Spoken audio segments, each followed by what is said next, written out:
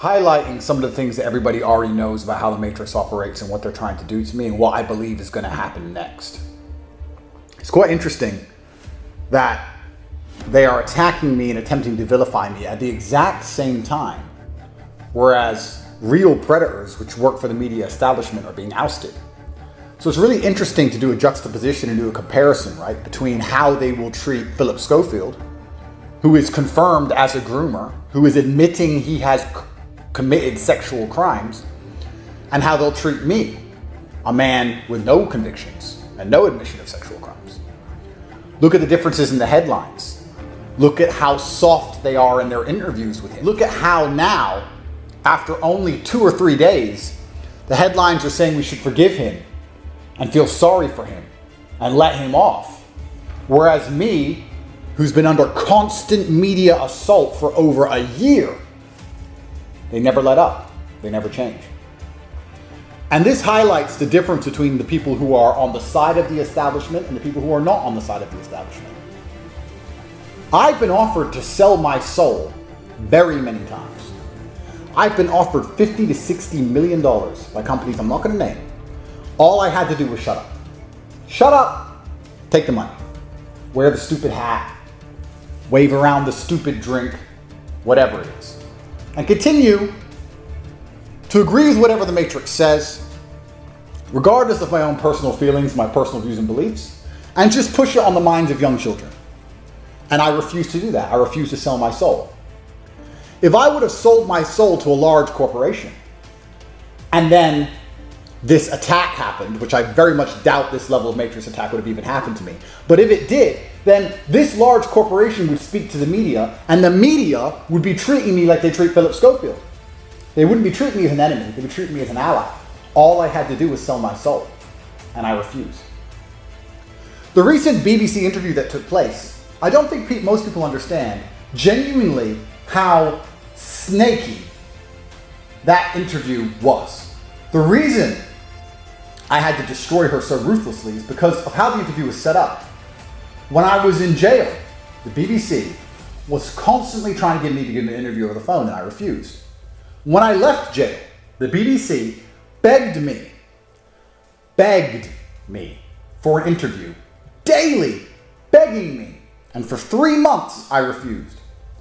Eventually, once I understood, after my 3rd month of house arrest, what the Romanian government is going to do to me, which we're going to discuss shortly, I thought now would be a good time to get an interview.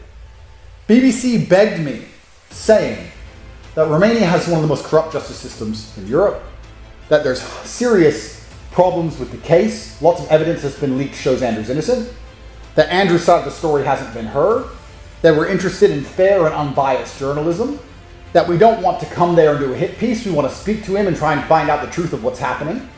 In fact, we're going to send you the questions we want to ask in advance.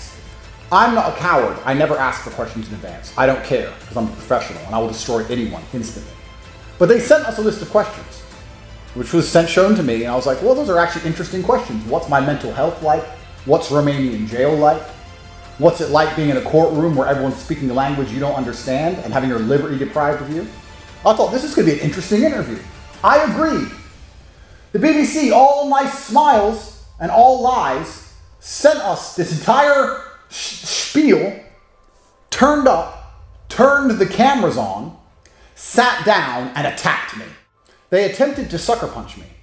They attempted to shake my hand and knock me out with a sucker punch once the cameras were on, to hit me when I was off guard. They expected me to be off guard, ready to talk about my mental health, and hit me with these questions and me make a fool of myself, unaware that I'm a master of Aikido.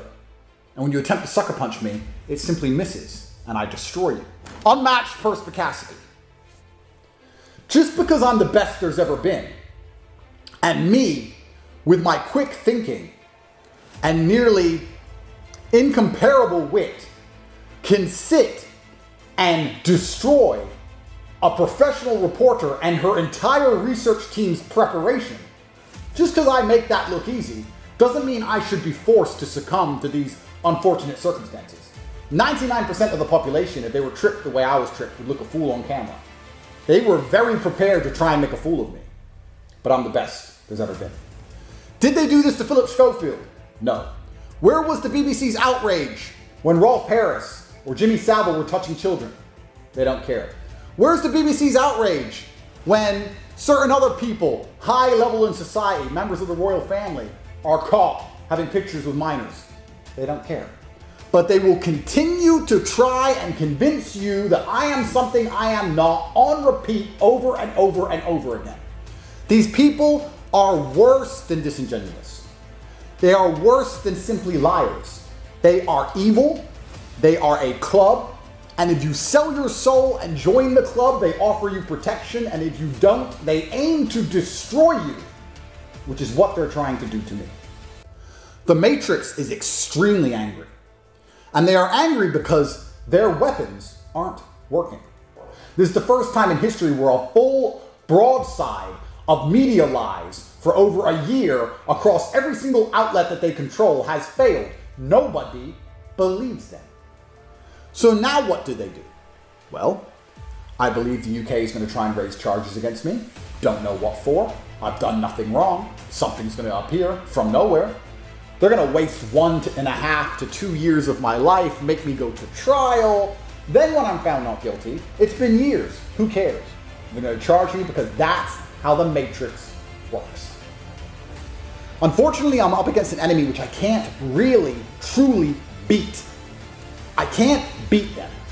All I can do is continue to discredit them to the point where nobody believes them anymore.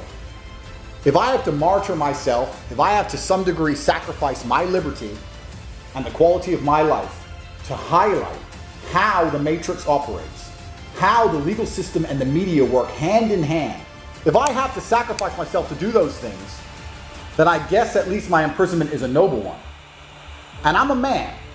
And although Romanian jail is as close to hell as you can find on planet Earth, if I have to suffer it, I will do that because I will not sell my soul.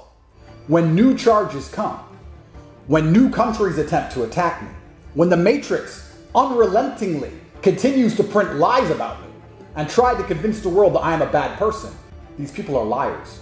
The people they tell you are good are not good. The people they tell you are bad are the good ones. Do not believe a word that they say. All in all, my predictions for the future are not certain. My future is certainly not certain. Whether I'll continue to breathe or continue to be free, nobody knows. But the one thing I can guarantee to absolutely everybody at home, and anybody who believes in me and my message, and anybody who listens to me speak, I will never sell my soul, I will never be controlled, and I will never lie.